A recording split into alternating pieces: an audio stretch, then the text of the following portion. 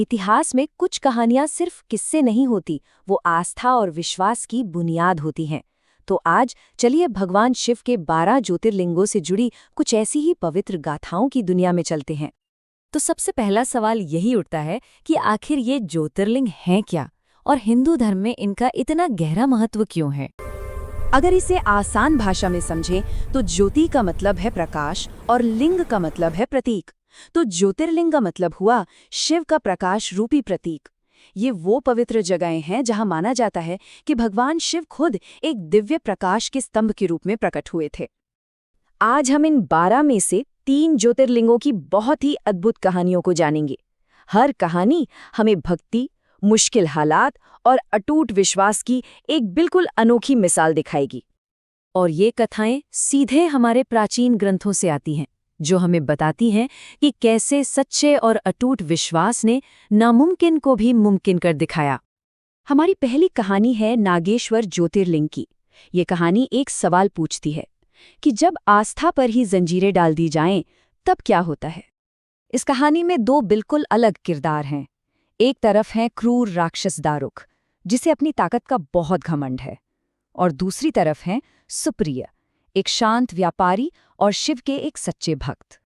हुआ ये कि राक्षस दारुक ने सुप्रिया और कई शिव भक्तों को बंदी बनाकर एक अंधेरी जेल में डाल दिया।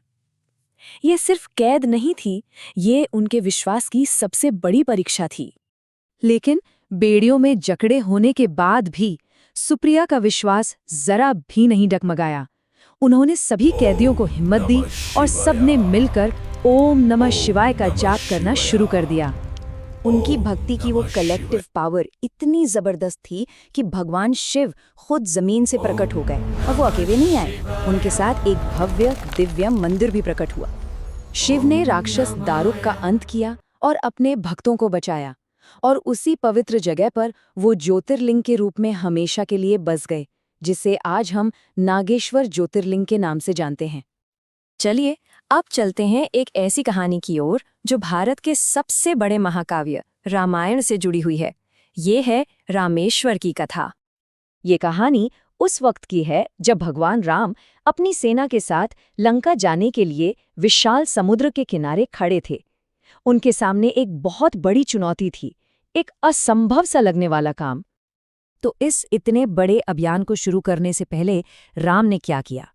उन्होंने बहुत विनम्रता से समुद्र के किनारे रेत से एक शिवलिंग बनाया और पूरी श्रद्धा से शिव की पूजा की। उनकी भक्ति देखकर शिव प्रसन्न हुए, प्रकट हुए और उन्हें जीत का आशीर्वाद दिया। तब भगवान राम ने शिव से प्रार्थना की कि वे हमेशा के लिए वहां रहें।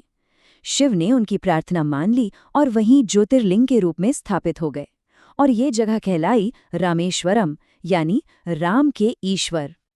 हमारी तीसरी और आखिरी कहानी एक माँ के अटूट विश्वास और उसकी भक्ति की शक्ति के बारे में है, जो दिल को छू जाती है। घुष्मा नाम की एक महिला थी जो शिव की बहुत बड़ी भक्त थी।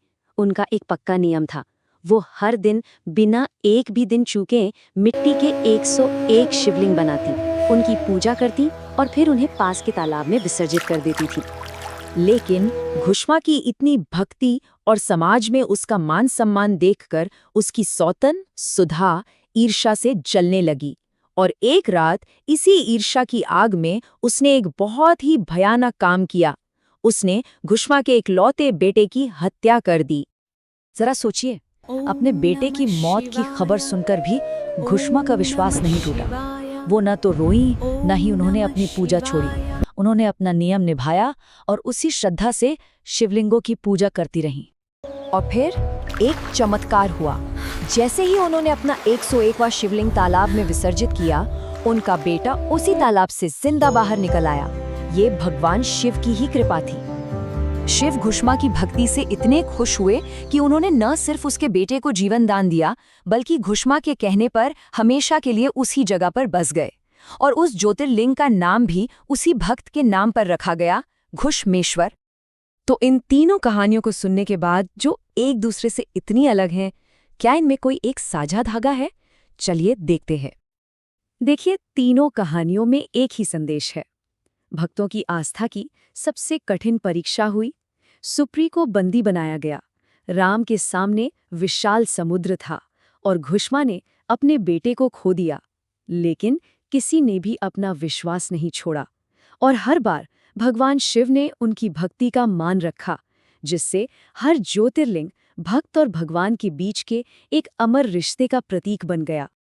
और ये हमें एक बहुत गहरे सवाल पर लाकर छोड़ देता है कि इन कहानियों में ऐसी क्या शक्ति है कि ये सदियों बाद भी लोगों के विश्वास को जिंदा रखती हैं और उन्हें प्रेरणा देती हैं।